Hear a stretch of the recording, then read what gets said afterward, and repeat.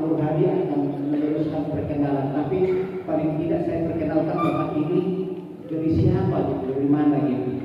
Kenapa kok Pak Nur Hadi kasih materi gitu, seperti itu. Jadi nama lengkap beliau adalah Nur Hadi SPD MPD. Ini latar belakangnya kok pendidikan ya? Iya, dulu tahun 1997 beliau jadi guru di Ubud ya Pak, di Ubud, di pedalaman sana. Iya. Lalu kemudian tahun-tahun terakhir ini beliau pindah menjadi guru di angkasa sana. Nanti cerita lengkapnya dari beliau lah. Terus kemudian pindah ke dinas pendidikan, lalu kemudian tahun 2018 lalu bergabung dengan kami di Inspektorat Sana. 2018 karena ada kebutuhan namanya PPUBD, pengawas penyelenggaraan urusan pemerintah daerah. Iya, itu binaan dari Mendagri. Ya. Baik, lalu kemudian beliau sebagai pejabat fungsional PPUD, pangkatnya beliau 4C. Jadi beliau di sana juga menjadi guru di ruangan kami. Tanya yang berkaitannya dengan satu masalah tugas pokok dan fungsi apa segala macam sekali. Ini juga tidak lekat dari kebutuhan beliau. Nah, sekarang beliau mempraktekkan lagi kebutuhannya kepada kita. Kita dengar ya. Kita dengar beliau. Kita sampai 50 menit saja mungkin paling banyak. Saya silakan kepada Pak Nur Hadi untuk menyampaikan materi. Baik, izin saya ketik Pak Ani dan teman-teman BKP yang saya sayangi, selalu jumpa. Teman-teman OPD, sekretaris, kasubag program yang luar biasa mas sampai sore hari ini. Tapi walaupun sore namanya penyuluhan korupsi tetap pagi. Maka saya bilang semangat pagi, Bapak Ibu bilang pagi, teriak sampai gedung ini pincang. Baik, biar melek ya. Baik, semangat pagi. Kurang semangat pagi. Tepuk tangan untuk semua. Baik, terima kasih atas kesempatannya Pak Samusil, itu orang tua saya, lebih tua Pak Samusil dari saya. Dan Bapak Ibu luar biasa di OPD masing-masing menjadi menjadi pemikir di OPD masing-masing bagaimana yang tadi disampaikan Pak Oni dari BKP itu bisa dijalankan dengan baik. Susah sekali dari kasubag program. Saya sangat memahami. Tapi kebersamaan kita, koordinasi kita, sering datang ke inspektorat, sering datang ke BKP, nggak apa-apa Pak ya, bisa datang untuk konsultasi. Kita inspektorat itu selain pengawasan juga pembinaan. Jadi silakan kalau mau datang. Nah, kita ini bukan seperti dulu, kita ini internal. Mitranya Bapak Ibu sekalian agar tidak terjadi apa-apa. Nanti pihak eksternal baru tobat teman. Tadi Pak Kapar bilang jangan sampai sekali ada terusan yang berwajib maka akan pusing, tidak bisa tidur. Begitulah. Jadi karena itu saya akan sini sebagai penyuluh anti korupsi dari Inspektorat Kota Jayapura, dari sama-sama ASN. Cuma saya juga berharap Bapak Ibu sekalian ada yang ingin seperti saya. Nah, jadi di ACRC KPK itu ada pendaftaran. Kalau mau saya share, nanti bisa daftar. Jadi KPK tidak bisa berjalan sendiri, tapi perlu kerjasama kita. Nanti akan kita lihat. Kalau nama saya nggak pernah dapat dikenalkan hari-hari ketemu muka ya, berarti kerja. Masalah pangkat tapi lupakan. Jadi kita sama-sama. Kita sama-sama bangun Kota Jayapura ini sebagai kota yang berintegritas seperti Pak Wali Kota kita canangkan, yaitu budaya berintegritas. Oke, setuju Pak Ibu? Oke, kita lanjut. Baik, untuk perhatian ini SOP-nya begini. Jadi tolong nanti kalau ada sesuatu saya kembali tidak usah tunggang langgang, tapi kita tertib menuju tempat yang sudah disediakan di lapangan Anda sana. Mungkin dekat-dekat kabel ya, hati-hati yang sampai sebelum. Dan HP silent, kita perhatikan baik-baik. Kita satu niat, ikhlaskan hati kita sudah duduk lama-lama di sini. Kita pastikan ada Lanjut. Nah, ini latar belakangnya kenapa kita semua itu ingin untuk membangun budaya berintegritas. Coba dilihat. Undang-undang integritas kita di tahun lalu. Sakit kita baru 59 sekian. Cukup ceking, saya cek. Cukup ceking. RB kita juga cukup ceking, selalu ceking kita. Gak gemuk-gemuk. Gitu. Terus SPI kita masih rentan dengan korupsi. Jadi kita masih dinilai rentan. Kemudian kita nasional 3,88 dari skor 5. Nah, kita bisa bayangkan. Dan MCP kita tahun kemarin itu baru mendapat ini pencegahan korupsi. Nah, yang bapak-bapak itu cuma isi itu MCP itu. Nah, inilah hasilnya 69,05. Kita masih sangat jauh. Inilah rendahnya penilaian integritas kita. Nah, padahal kita ini pelayan publik. Kita ini hakikatnya kita ini adalah pelayan. Bos-bosnya itu adalah masyarakat itu. Tapi kadang terbalik, kita dipanggil bos, ya tak? Senang sekali kita panggil. Padahal kita ini pelayan mereka. Kalau kita jadi pelayan, taati undang-undang pelayan publik. Tapi sayang sekali dari Undang-Undang 25 ini dan PP 96 itu yang merah-merah itu masalah tarif, masalah pengawasan internal yang akan disampaikan oleh teman-teman BPKP. Kemudian jaminan pasangan pelayanan itu masih tidak kita. Buktinya ini, ada laporan masyarakat, ada data inspektorat atau ngobrol-ngobrol ketemu di jalan, aduan-aduan sekali banyak. Ada yang katanya lewat katanya, ada yang katanya masih menerima surat surat di kelurahan itu hanya mesin ketik biasa, tidak pakai komputer, ada begitu. Petugas berbelit-belit. Petugas ada yang begini, kalau bisa dipersulit kenapa dipermudah? Harusnya kan dibalik, kalau bisa dipermudah kenapa dipersulit? Masih banyak seperti itu. Dan itu, hati-hati yang kuning itu masih ada, yaitu pemerasan, suap, uang pelicin, gratifikasi. Ini makanan apa ini? Nanti akan kita bahas setelah yang satu ini. Oleh karena itu kita sangat penting untuk perbaikan sistem kita. Di UPD pelayanan perbaikan sistem sangat penting dan sistem pengawasan internal. Kalau tadi dijalankan, mitigasi risikonya oke, kemudian SPP-nya jalan, saya yakin-yakinnya yang KPK rompi kuning itu akan semakin berkurang. Semuanya rompi biru seperti saya. Setuju? Oke, lanjut. Nah, ada tugas di MCP itu, di inspektorat bertugas tentang pencegahan korupsi DBC, kemudian barang milik daerah, juga kita kemasakan ini ke ASN, nanti ke DPR juga, nanti semua calon-calon legislatif ini nanti kita akan adakan penyuluhan seperti itu. Lanjut.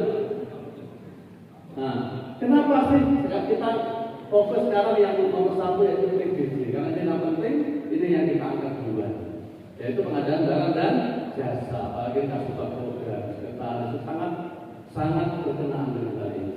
Nah, kenapa ini? Kelemahan PBJ sekarang ini untuk kita jasa belum istilahnya belum berdiri sendiri, masih di PBJ. Yang apa LPSE ya, Pokja itu kan. Kalau ini diharapkan nanti struktural tersendiri. Nah, ini struktural. Tapi sekarang masih belum memiliki jabatan fungsional, jadi masih dikaryakan. Itu yang kita masih kelemahan di sini. Banyak ditonton bukan hanya kita saja. Belum independen apa? Karena masih dalam lingkup di PBJ, LPSE yang pengadaan barang jasa. PBJ, UKPBJ-nya. Dan anggaran tidak memadai, kenapa? Masih bersatu dengan PBJ-nya, harusnya terpisah sehingga dia betul-betul independen. Nah, itu fungsi akhirnya kurang optimal dan masih ada celah ini, ada celah fraud, dengan suap, pemerasan, benturan kepentingan. Nah, itu masih ada. Gratifikasi, ini PBJ selalu umum bahkan hampir seluruh Indonesia masih seperti ini, dan nanti KPP akan membentuk ke depan akan seperti ini. Jadi bukan PBJ lagi, tapi nanti berbentuk struktural, memiliki anggaran yang memadai yang diharapkan. Seluruh anggota kelompok kerja itu adalah jabatan fungsional. jabatan fungsional. Nah, seperti itu. Kemudian perluasan, kalau sekarang kan hanya terbatas pada penyelenggara penyedia saja. Tapi kalau nanti enggak untuk masyarakat datang, untuk bagaimana kalau saya punya masalah seperti ini tuh ada konsultasi di situ, ada pembinaan dan sebagainya. Itu nanti harapannya dari pemerintah nanti akan seperti ini. Lanjut.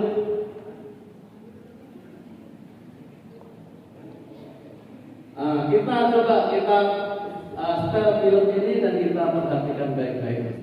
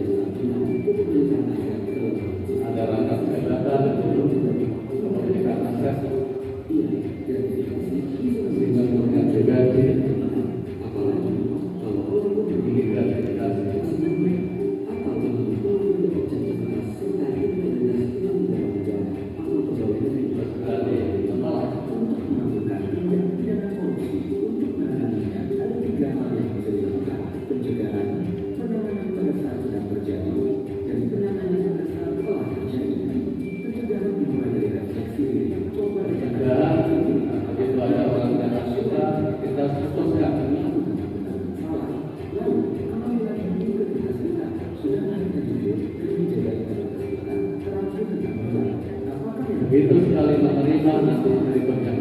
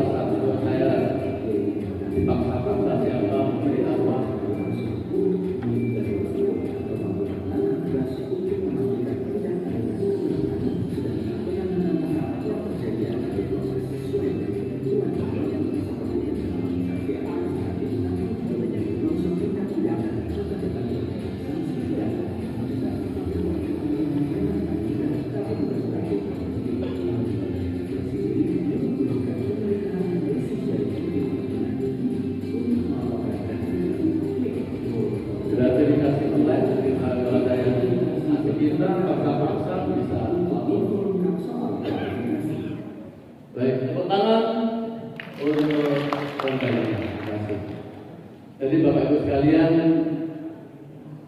pada kesempatan pertama itu sangat menentukan. Ketika ada yang datang, mungkin hari Natal, mungkin hari Raya, ya. Tidak ada kepentingan dia sebenarnya dengan mungkin di OPD kita, dengan urusan kita. Tapi dia kasih sesuatu pada kita. Ini yang disebut gratifikasi. Pertanyaannya gampang sebenarnya. Kalau Anda tidak duduk di situ sebagai jabatan, ternyata jabatan. Apa mendapatkan itu saja pertanyaannya. Jadi waktu refleksi diri itu, kalau saya tidak sedang menjadi jabatan ini, kira-kira mance-mance datang sini enggak kasih. Jadi pertanyaannya di situ. Jadi harus putuskan saat itu, begitu sekali terjerat itu akan sulit nanti.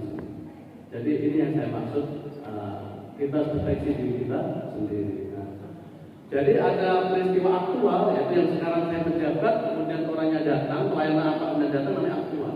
Ada yang namanya potensial. Potensial sekarang nggak ada keperluan dengan saya, tapi dekati saya karena jabatan saya.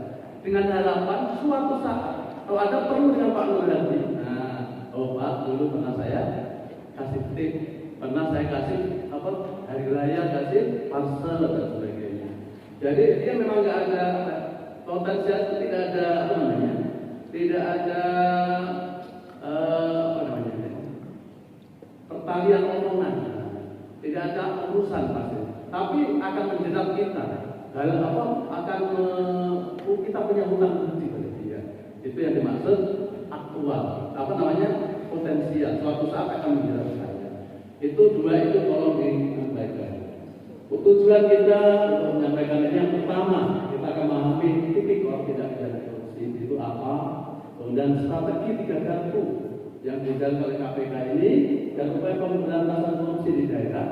Kemudian inovasi pencegahan korupsi, mengetahui potensi delik korupsi, pengelolaan evaluasi benturan kepentingan, dan terakhir saya ajak kita untuk membangun sikap tolak korupsi. Itu yang kehadiran saya untuk datang sini. Lanjut. Korupsi, ini korupsi. Menurut Undang-Undang 319 yang terbaru dan Undang-Undang 20 2001. Ingat ya, siapapun bisa, yang bicara ini bisa terjerat korupsi. Bapak itu bisa terjerat korupsi. Siapa saja anyway. Siapa saja, setiap orang yang secara melawan hukum, itu maksudnya berani untuk tidak mematuhi ketentuan undang-undang, melakukan perbuatan memperkaya diri. Kalau memperkaya diri, kita pasti menganggap korupsi, karena saya merasakan. Tapi awas, dengan tanda tangan kita, dengan persetujuan kita, rekomendasi kita, menguntungkan orang lain. Loh, saya nggak menerima orang lain yang dapat. Kita tanda tangan hak pengelolaan hutan, tanda tangan kita ya paling dapat sedikit-sedikit dari situ. Tapi yang untung dia, untung miliar-miliar. Kemudian longsor dari situ, ada korban bencana, ada biaya sosial yang harus tanggung pemerintah. Maka orang lain yang untung kita nyonyol karena tanda tangan, kita tetap terjerat karena tanda tangan. Ini namanya menentukan orang lain. Atau suatu korporasi, mungkin yayasan. Kita punya yayasan, ya. Kemudian menguntungkan yayasan, merugikan negara, maka itu juga termasuk. Jadi setiap orang melawan hukum, menguntungkan diri sendiri, orang lain atau korporasi, menyalahgunakan kewenangan maupun kesempatan atau sarana. Ini menyalahgunakan kewenangan karena jabatan kita. Kita selalu ini saudara saya, ibar saya, organisasi saya, kerukunan saya. Menyalahgunakan kewenangan kita untuk atau sarana disalahgunakan di bahaya. Contoh maaf, mobil dinas. Aslinya mobil dinas itu untuk pergi pulang ke kantor. Tapi saya lihat ada yang di pantai besi, ada di diskotik depannya lagi ya. Wah itu kan bensin saya, belum tentu bensinnya juga. Tapi putaran mesin itu membuat usia dari kendaraan kita jadi masalah. Jadi ini contohnya sarana yang ada pada kita, jabatan yang ada pada kita. Itu kalau kita salah gunakan, yang dapat merugikan keuangan negara atau perekonomian negara. Yang selama ini kita tahu korupsi itu merugikan keuangan. Saya kan enggak merugikan keuangan negara. Tapi coba tadi, yang pengusaha hutang tadi, merugikan keuangan negara paling dia suap 1 miliar misalnya, 1 miliar saja. Dikasih kepada pejabat yang itu tadi yang punya kewenangan untuk meluluskan pengelolaan hutang. Tapi akibat Akibat dari itu ada bencana. Hutan dibabat, longsor atau terjadi apa bencana, coba biaya sosialnya seberapa itu merugikan uang negara, yang perekonomian negara. Iya, berapa sosialnya yang orang-orang pengungsi, berapa sosialnya itu nggak dihitung. Sekarang masih belum dihitung. Maka kita KPK itu tanya pada masyarakat, bagaimana kalau biaya sosial itu ditimpakan selain uang yang dikirim? Itu biaya sosial kita masih belum. Kalau biaya sosial juga ditimpakan pada orang yang nanti itu luar biasa, pasti kapok, pasti kapok. Ini perekonomian, calon lagi perekonomian negara. Ini kecil-kecilan aja kita dikatakan uang, hak penguasaan hutan. Tapi kita membangun jembatan antar kampung. Satu-satunya akses di situ. Dari dari bantuan kita dengan suatu tender karena menyuap kita misalnya, suap kita. Maka uang suap itu kan dia perhitungkan, nggak mungkin dia mau rugi, ya. Maka semennya dikurangi, campurannya dikurangi, akhirnya 3 bulan atau 1 tahun ambruk itu jembatan. Padahal anak sekolah di situ lewat, orang penjual sayur dari Koya misalnya lewat juga dari situ. Dan dia karena jembatan putus, ekonomi mana? Ini merugikan perekonomian negara. Ini contoh. Jadi Bapak Ibu sekalian, ternyata korupsi bukan sekedar uang yang ditilep yang merugikan keuangan negara, tapi juga perekonomian negara. Lanjut. Nah ini di Undang-Undang Tipikor itu ada 30 delik, tapi bisa dikelompokkan dari 7. Ini contohnya ini yang lain. Yang pertama, hanya 2 pasal yang mengatakan merugikan keuangan negara. Hanya 2 pasal saja yang terkait dengan kerugian keuangan negara. Selebihnya dari 30 tadi, selebihnya suap menyuap. Suap menyuap itu negara tidak dirugikan uangnya, ya kan uangnya dari pengusaha, ya uangnya pengusaha. Yang terima kita, kan uang negara tetap yang di DPA, tapi itu tadi masuk di tipikor suap menyuap. Yang kedua, penggelapan dalam jabatan. Yang ketiga, pemerasan, perbuatan curang, benturan kepentingan dalam PBJ misalnya. Kemudian gratifikasi. Ini semua kalau tertangkap maka akan terkena tipikor, karena ini masuk dalam undang-undang tipikor. Jadi sekali lagi, yang selama ini kita mungkin tahu bahwa banyak orang yang terjerat, saya kan tidak merugikan uang negara, dia kena KPK karena ini terjerat. Dan suap menyuap, penggelapan dalam jabatan, pemerasan, perbuatan curang, benturan kepentingan, gratifikasi. Tapi karena waktu yang singkat, nanti lihat sendiri di undang-undang ini kita teruskan gerakan sedikit saja yang kita jelaskan. Lanjut. Nah ini gratifikasi. Apa sih gratifikasi? Gratifikasi itu seperti ini.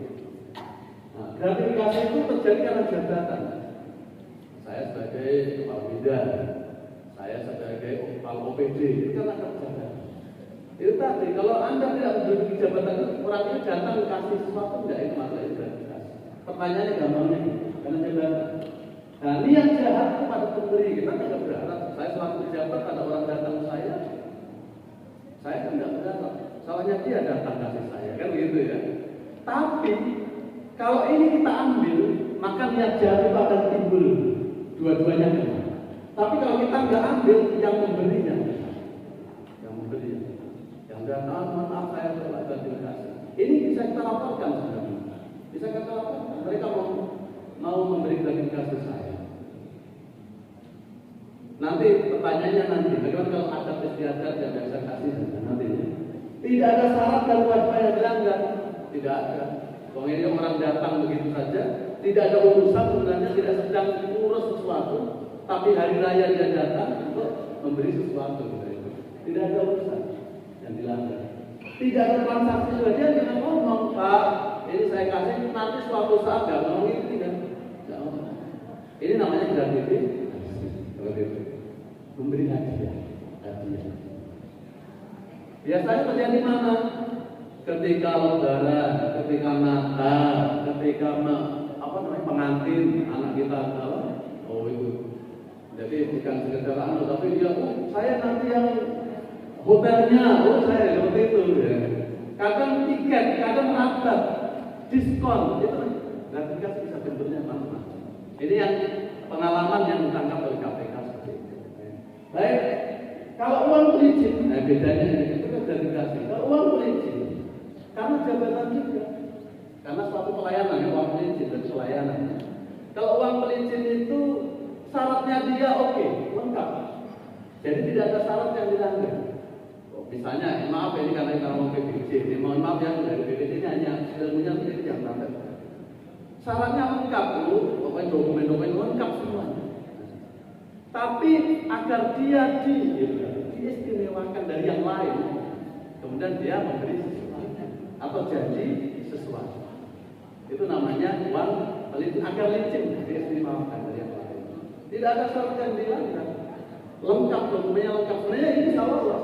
Tapi dia pengen diistimewakan dari pelamar-pelamar yang lain. Itu namanya uang pelicin. Itu beda. Itu yang terjadi seperti itu. Oke, lanjut. Pemerasan. Nah, ini pemerasan. Niat jahat namanya meras berarti kita, saya sebagai ASN, sebagai petugas meras. Oh, kamu kasih ini ya. Kalau meras itu biasanya syarat yang tidak lengkap. Kamu kurang ini, tapi kamu kasih ini sudah beres. Gitu. Itu namanya pemerasan. Niat jahat dari saya. Sedangkan yang diperas nggak berdaya. Nanti kalau saya nggak kasih dia, nggak lolos saya. Ya, gitu. Jadi seperti itu. Ini sebenarnya yang diperas itu bisa melapor KPK. Sebenarnya bisa melapor. Nah, ini terkena ini. Jadi ada transaksi penerima layanan tak berdaya. Yang dipidana siapa? Pemeras, saya yang dipidana. Yang pelayan ini, pelayan masalah. Ini pemerasan. Kalau suap beda dengan pemerasan. Pemerasan itu saya sebagai pelayan masyarakat. Kalau suap inisiatif dari orang, dari yang mencari pelayanan. Ini suap. Niat jahat pada penerima layanan. Memberi uang agar diloloskan. Itu suap. Seperti itu. Jadi pasti namanya suap dia akan merasa tidak lengkap. Ya. Ada kewajiban atau syarat yang dilanggar. Ini hati-hati. Jadi ini semua akan terjerat dalam tipikor kalau benar. Seperti itu. Jadi ada transaksi, namun penerima belum tentu mau disuap. Nah ini, kalau ada yang datang itu mau nyuap kita, karena suatu layanan yang pengen diloloskan pada syaratnya tidak lengkap, maka tolak.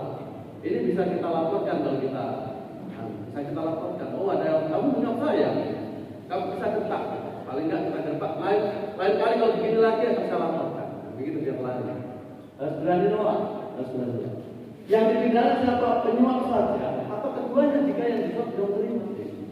Kalau yang disuap terima berarti suap menyuap. Maka kedua-duanya akan terkena. Ini pengetahuan, sekedar pengetahuan seperti inilah. Kenapa banyak orang terjerat oleh tipikor itu seperti ini. Lanjut. Nah, oleh karena itu KPK itu bingung, banyak orang yang tertangkap, penjara penuh. Maka perlu kita ini untuk sama-sama menjaga jangan sampai terjadi, terutama diri kita jangan diri kita. Kasihan keluarga kita seperti Pak Kapol tadi sampaikan, kepala perwakilan. Sekali urusan tidak bisa tidur dan tidak nyaman pasti akan menyesal selamanya itu. Jadi jangan sampai terjadi. Penindakan hukum itu APH, KPK, polisi ya. Itu bukan ranah kita, tapi pencegahan perbaikan sistem itu kita, ASN ini pelayan. Yang biasanya di OPD kita banyak meja kesana, kalau bisa dipangkas, disederhanakan. Biasanya tatap muka begini, potensi untuk terjadi yang seperti tadi, uang pelicin, potensi. Tapi kalau seperti pasien bercapil saja, kita bisa print sendiri, ambil sendiri, kan banyak. Tidak ada tatap muka dan pasti akan mengurangi celah untuk terjadinya korupsi. Perbaikan sistem pencegahan. Dan kita semua, termasuk Bapak Ibu semuanya punya kewajiban moral.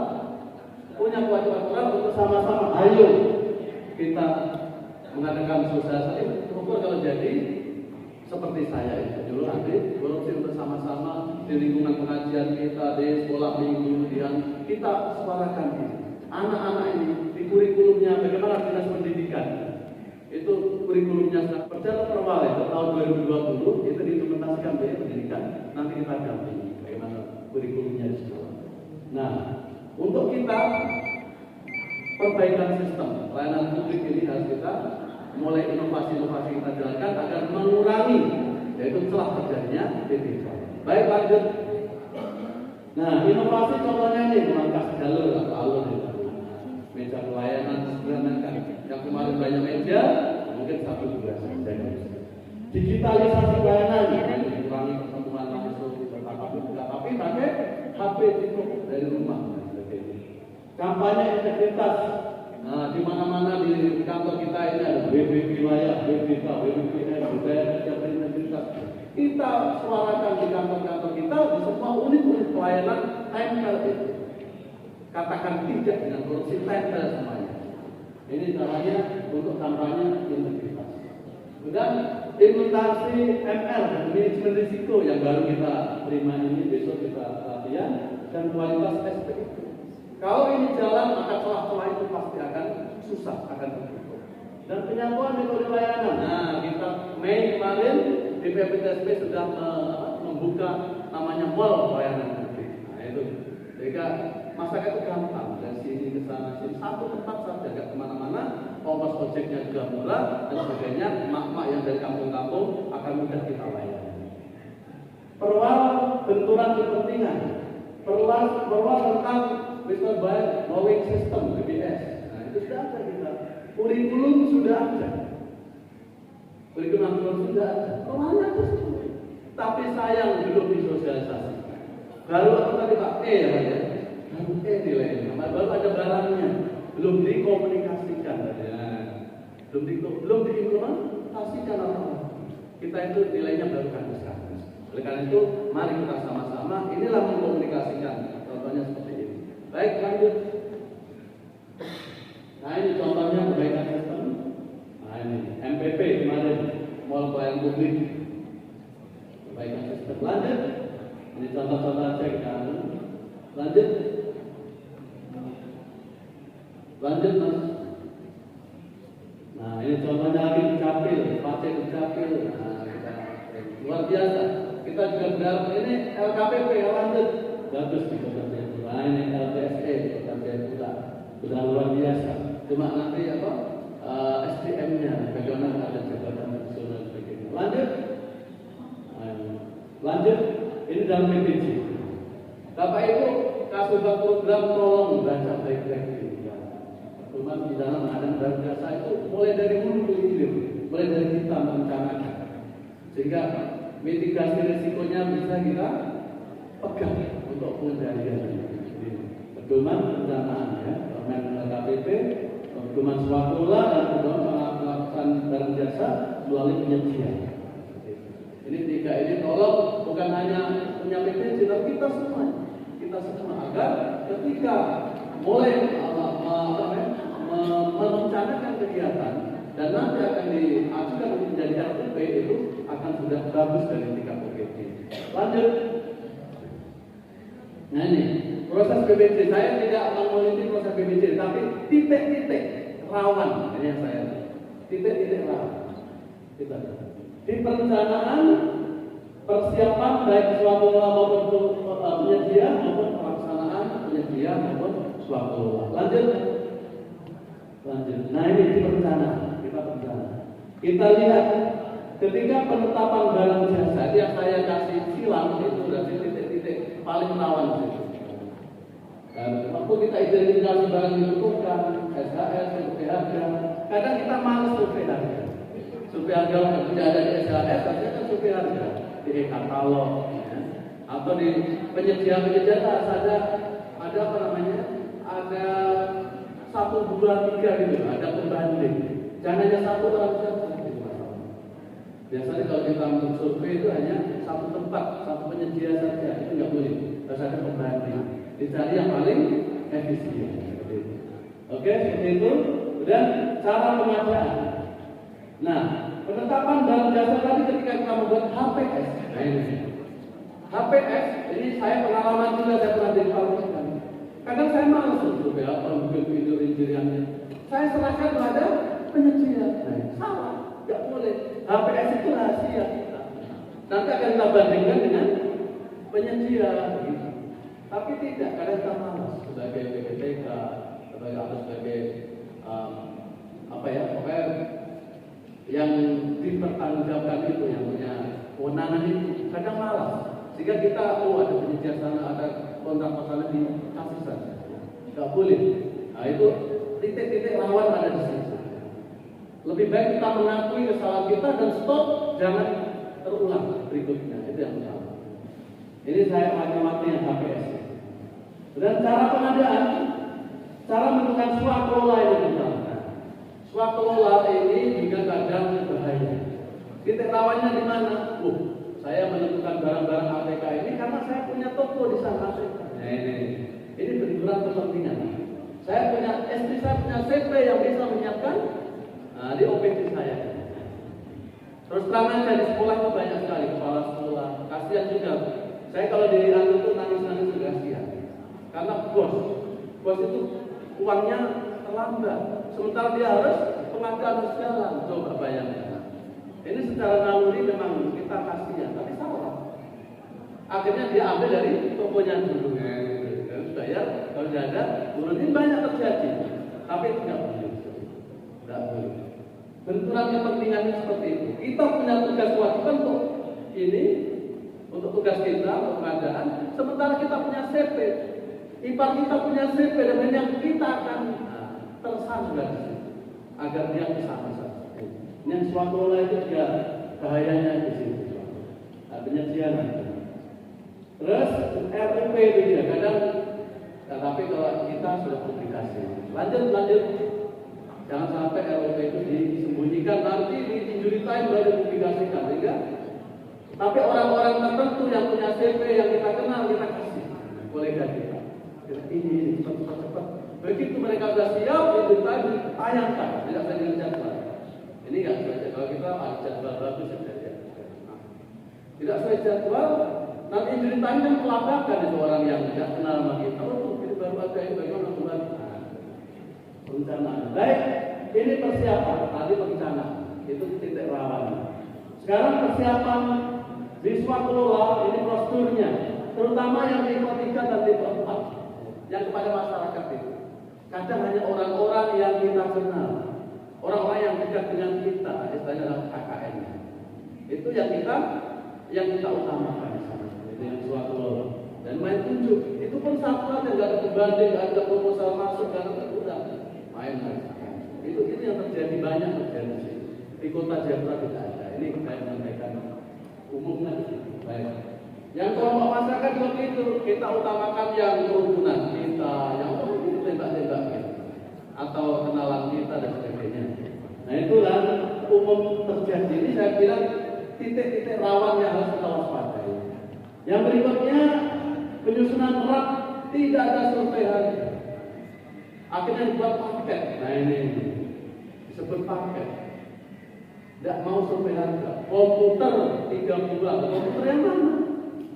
Harus buat speknya, data harddisknya, HDD-nya, RAM-nya, sebagainya, sehingga di situ akan kelihatan harganya tanpa menyebut merek.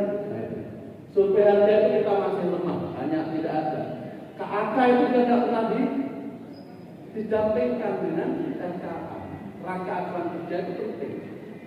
Karena inilah tahunya risikonya di mana, potensi risikonya, apanya itu dari KAK itu. Arahannya di mana?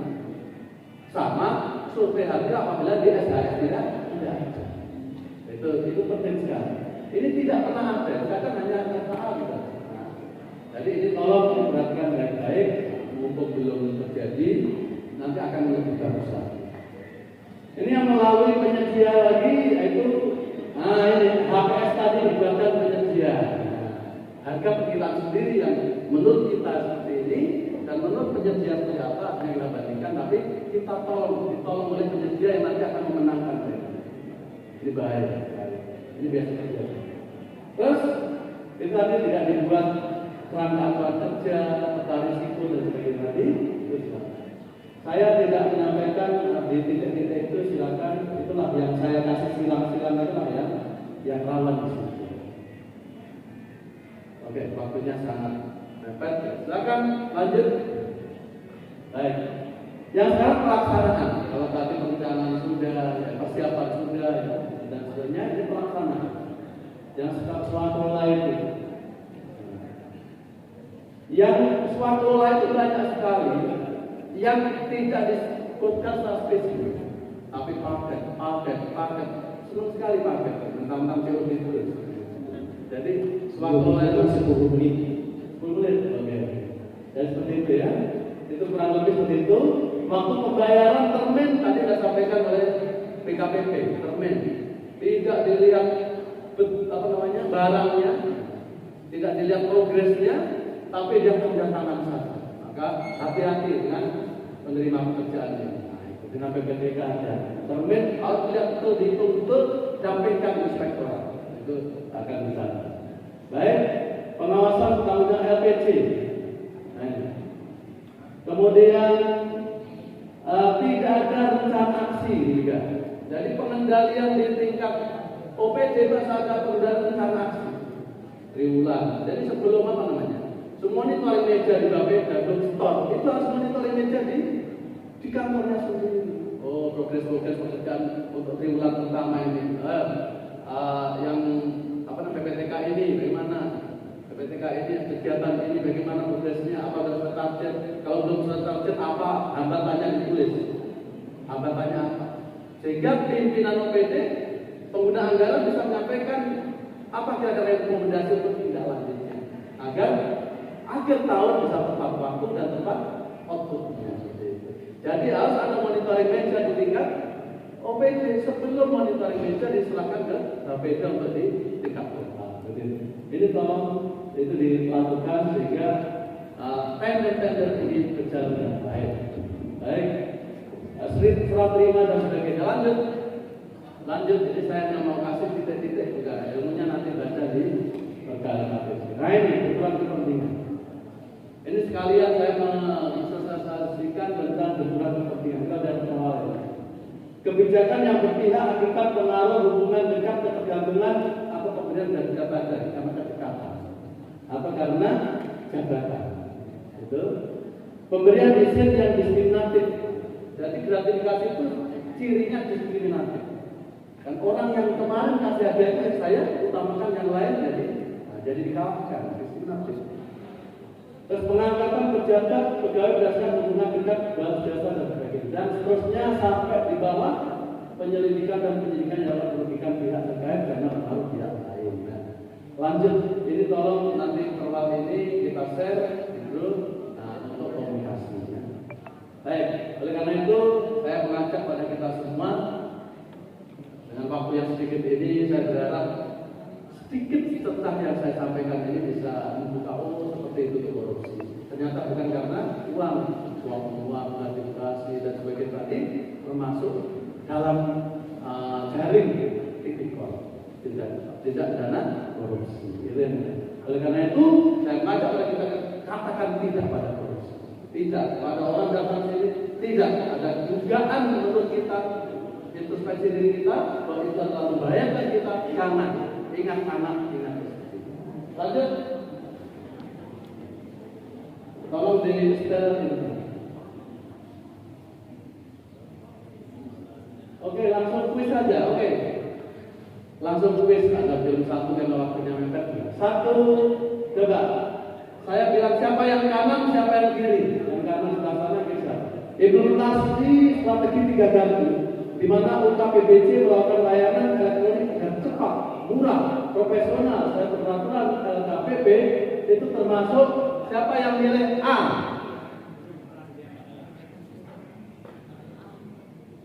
Siapa milih A?